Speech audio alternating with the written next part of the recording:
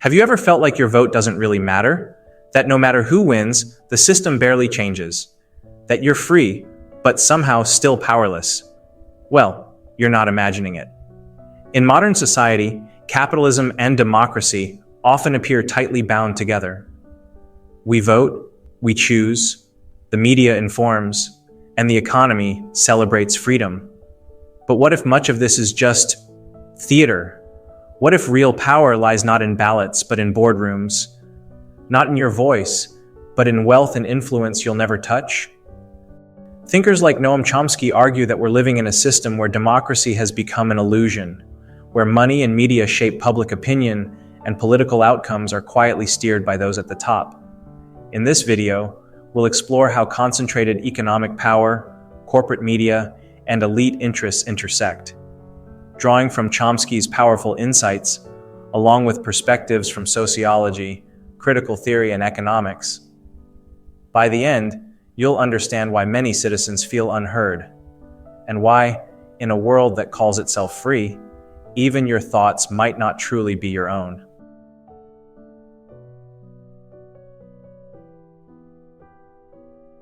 In modern capitalism, decision-making power and wealth often concentrate in the hands of a few massive corporations and elite individuals. As Chomsky points out in Profit Over People, this isn't just an economic issue, it's a democratic one. When profit becomes the system's main objective, public needs like healthcare, education, and environmental protection often get pushed aside. The result? A system that rewards private gain over public good. This critique isn't new. Karl Marx once said the state acts as a committee for managing the common affairs of the bourgeoisie. In other words, governments often protect the interests of the wealthy class that controls the economy. Chomsky echoes this, observing that no matter which political party wins an election, policies rarely shift meaningfully. Why? Because both sides are tied to powerful corporate donors.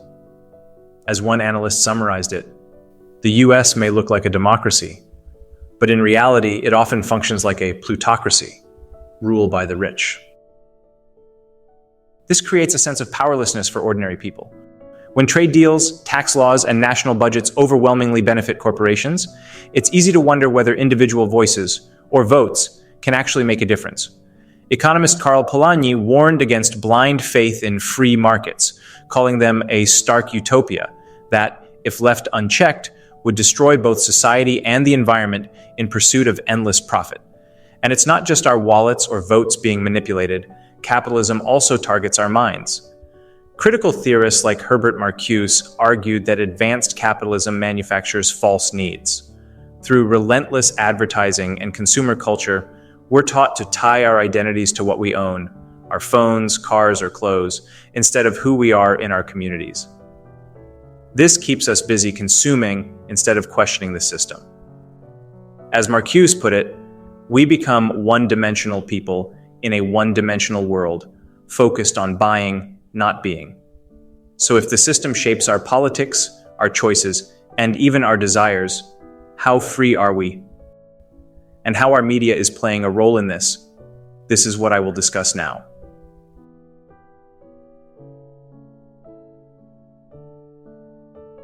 We like to believe the media serves as society's watchdog, asking hard questions, exposing corruption, and holding power to account. But Noam Chomsky, alongside Edward Herman, paints a very different picture. In their propaganda model, they argue that media in capitalist societies doesn't just report the news, it manufactures public consent for the status quo. The process isn't obvious. It operates through a set of subtle filters that shape everything we read, watch, and hear. First, media ownership plays a massive role. Most outlets are controlled by profit-driven conglomerates. This means challenging narratives that might hurt corporate interests are often avoided altogether. Then comes the reliance on advertising revenue. If a story threatens to offend advertisers, it risks being toned down or shelved. Third, journalists often depend heavily on official sources. Government agencies, corporations, think tanks, which naturally colors the news in favor of those voices. The fourth filter is flack, a form of pushback or punishment that journalists and outlets receive when they publish content that steps out of line. This might be public outrage, lawsuits, or political attacks. Finally, an overarching ideological filter tends to define the boundaries of acceptable discourse.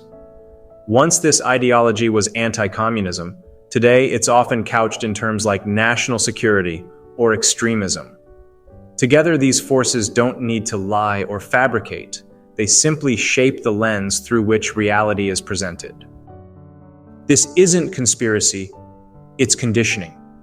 As Chomsky starkly puts it, propaganda is to a democracy what the bludgeon is to a totalitarian state. In authoritarian regimes, people are controlled by force.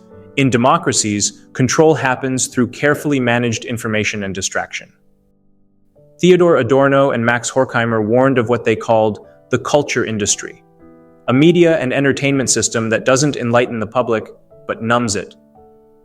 Movies, TV shows, music, and even news are mass-produced in formulaic ways, not to provoke thought, but to maintain passivity. As they explained, mass media renders people docile and content, no matter how difficult their economic circumstances are. It distracts us with celebrity gossip, shopping trends, and feel-good stories, steering attention away from systemic inequality, exploitation, and deeper truths. So the question isn't just whether the media is biased. The deeper concern is, what does it say about our votes? Are we living in an illusion? This is what I will discuss now.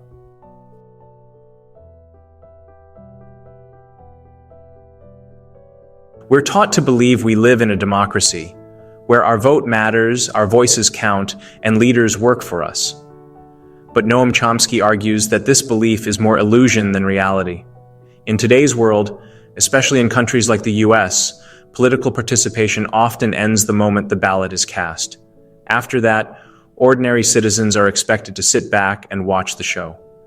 Chomsky draws from Walter Lippmann, who noted that society is run by a specialized class of elites, politicians, corporate leaders, lobbyists, while the rest of us are spectators rather than active participants. We vote, then we wait for decisions to be made by people far removed from our daily lives. Sociologist Robert Michels described this trap over a century ago, calling it the iron law of oligarchy. According to him, even democratic movements eventually form hierarchies where real control ends up in the hands of a few. As he put it, who says organization says oligarchy.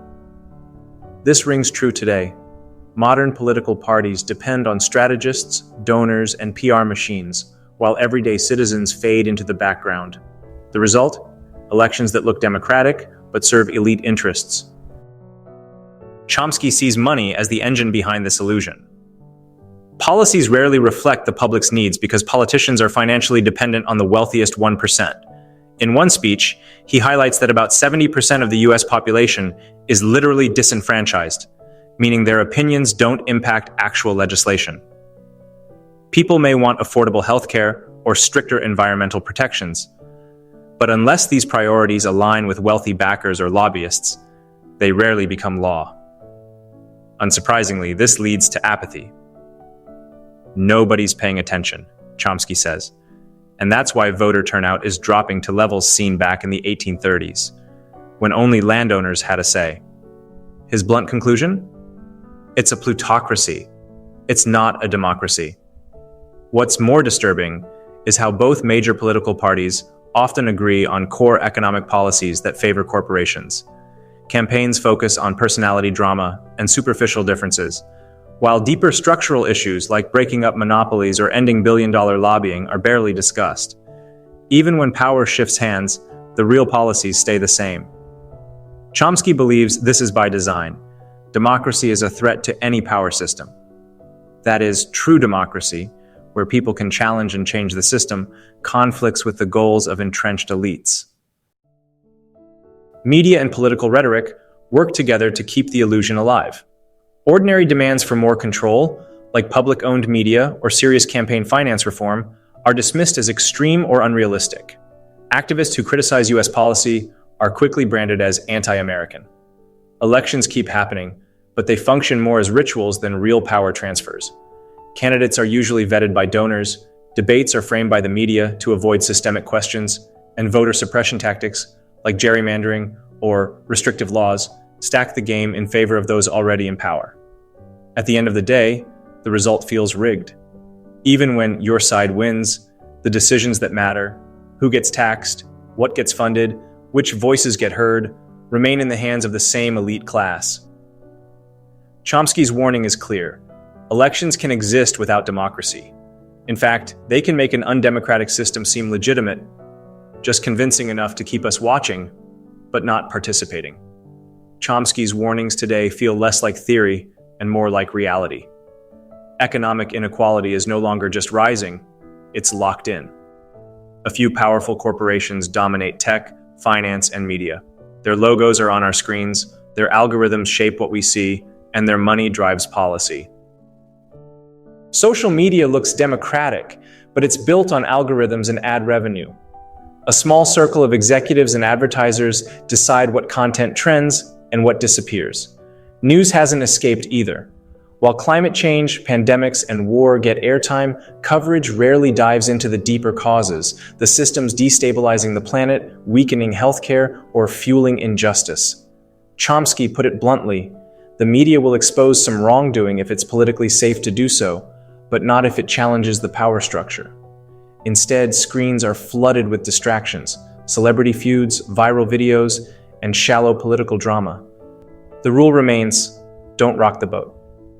It's no surprise that people feel powerless. Every election feels like déjà vu. Every choice leads back to the same policies. As Chomsky said, voting can feel like a ritual rather than a real decision.